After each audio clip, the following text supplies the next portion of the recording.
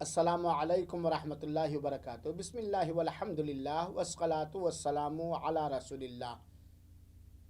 اس درس کے اندر میں آپ لوگوں کو بتلانا چاہتا ہوں روزے کے فائدے اور اس کی حکمتیں۔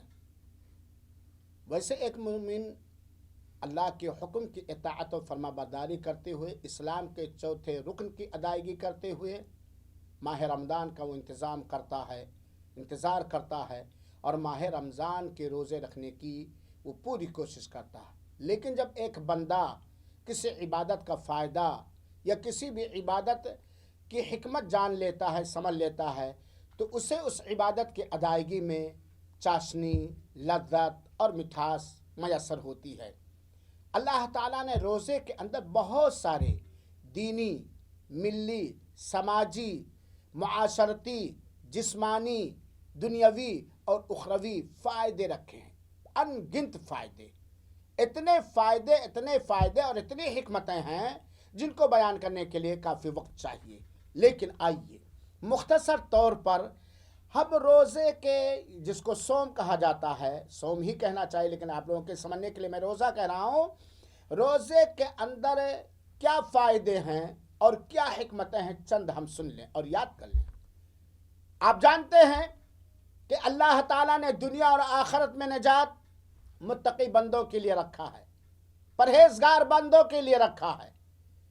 اسی لیے ایک پرہیزگار بندہ جو دنیا کے اندر ہر آفت و مصیبت سے بچنا چاہتا ہے، عذاب قبر سے بچنا چاہتا ہے، عذاب جہنم سے بچنا چاہتا ہے، وہ تقوی کے راستوں کو اپناتا ہے، ان اعمال کو اپناتا ہے جن کے ذریعے سے اس کے دل میں اللہ کا خوف اور اللہ کا ڈر اور اللہ کا تقوی آتا ہے۔ روزہ اللہ کا تقوی حاصل کرنے کا سب سے مضبوط ترین ذریعہ ہے۔ اللہ تعالیٰ نے فرمایا یا ایھا الذین آمنوا کتب علیکم الصیام کما کتب علی الذین من قبلکم لعلکم تتقون۔ سورہ بقرہ آیت نمبر 180۔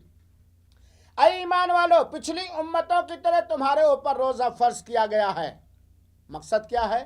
لعلکم تتقون، تاکہ یہ عبادت تم کرو، روزہ رکھو شریعت مطہرہ کے مطابق اور تم پرہیزگار بن جاؤ۔ تو روزے کا سب سے بڑا فائدہ اور روزے کی سب سے بڑی حکمت یہ ہے کہ اللہ تعالیٰ نے یہ مسلمانوں کے اوپر فرض اور واجب کیا ہے تاکہ اللہ کے مسلمان بندے اللہ کے ہاں متقی اور پرہیزگار بن کر کے حاضر ہوں۔ روزے کے فوائد میں سے اور روزے کی حکمتوں میں سے ایک حکمت یہ ہے کہ آپ اگر کسی کو ایک چائے پلاتے ہیں، کسی کے ساتھ احسان کرتے ہیں، تو آپ چاہتے ہیں کہ میرا شکر گزار اور آبھاری ہو۔ روزہ وہ عبادت ہے جس کے ذریعے سے روزہ رکھنے والا اللہ تعالیٰ کی نعمتوں کا شکر بجا لاتا ہے۔ کس طریقے سے ایک آدمی کے گھر میں کھانا پینا موجود ہے، دن بھر بھوکا رہتا ہے، پیاسا رہتا ہے، افطار کی اور بیٹھتا ہے تو اس کا دل خوش ہو جاتا ہے، دل سے بھی وہ رب کا شکر ادا کرتا ہے اور زبان سے بھی وہ رب کا شکر ادا کرتا ہے، کہتا ہے ذهب الدم وابتلت العروق وثبت الاجر انشاءاللہ۔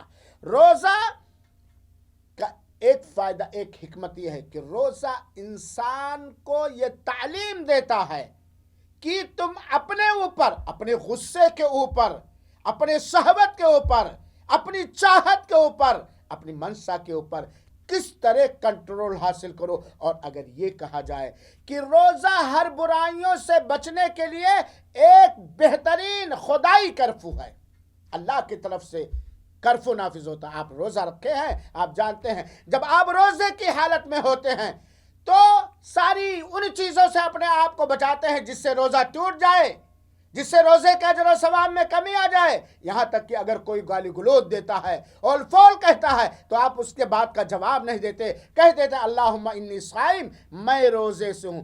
تو یہ روزہ انسان کو ایک ہر چیز پر کنٹرول پاور عطا کرتا ہے اگر روزے کی طرح ہم روزہ رکھیں۔ روزے کا فائدہ یہ ہے، ایک اور فائدہ،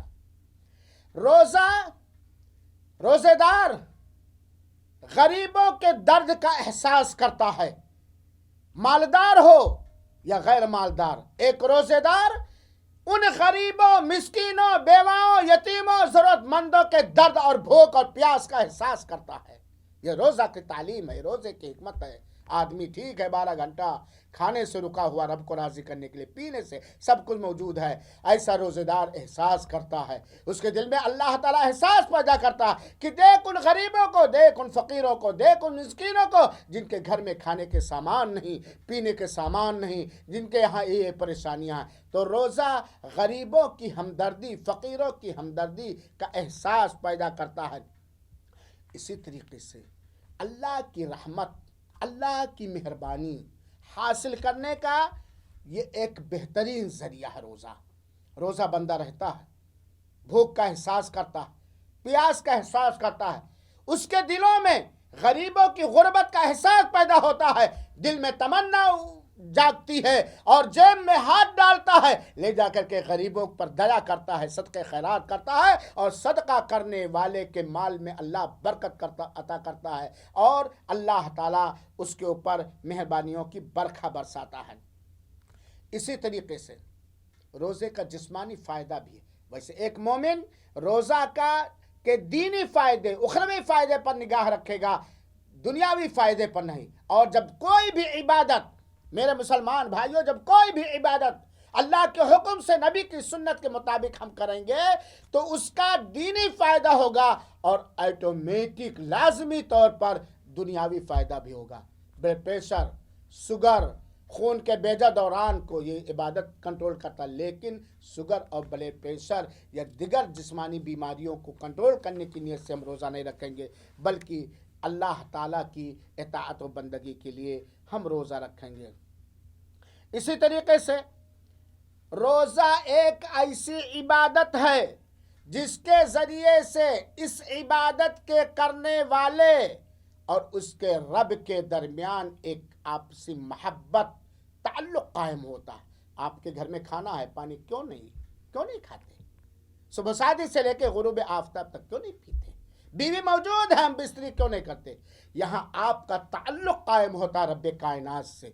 रब देख रहा है कि इस बंदे के पास सारी चीज़ें हमने इसको दे दी, मयस्सर है, लेकिन सिर्फ मेरे डर से, मुझसे ताल्लुक़ कायम करने के लिए, मेरी मग़फ़िरत के लिए, मेरी बख्शिश के लिए, दुनिया और आखिरत में मेरी रहमत पाने के लिए अपने नफ्स को कंट्रोल की। ये एक ऐसी इबादत है जो बंदे को अल्लाह ताला से जोड़ता है। इसके अलावा रोज़े के अनगिनत फ़ायदे और अनगिनत फ़ायदे हैं। रोज़े की हालत में रोज़े का एक फ़ायदा ये भी है तो एक रोज़े के अंदर की गई, रोज़े की हालत में की गई दुआ रब कायनात रद्द नहीं करता, रब कायनात रद्द नहीं करता। रोज़े का एक फ़ायदा ये है कि क़यामत के दिन अल्लाह तौफीक दे मेरे भाइयों साथियों, फ़र्ज़ रोज़े की अदायगी करने के और नफल रोज़े रखने की।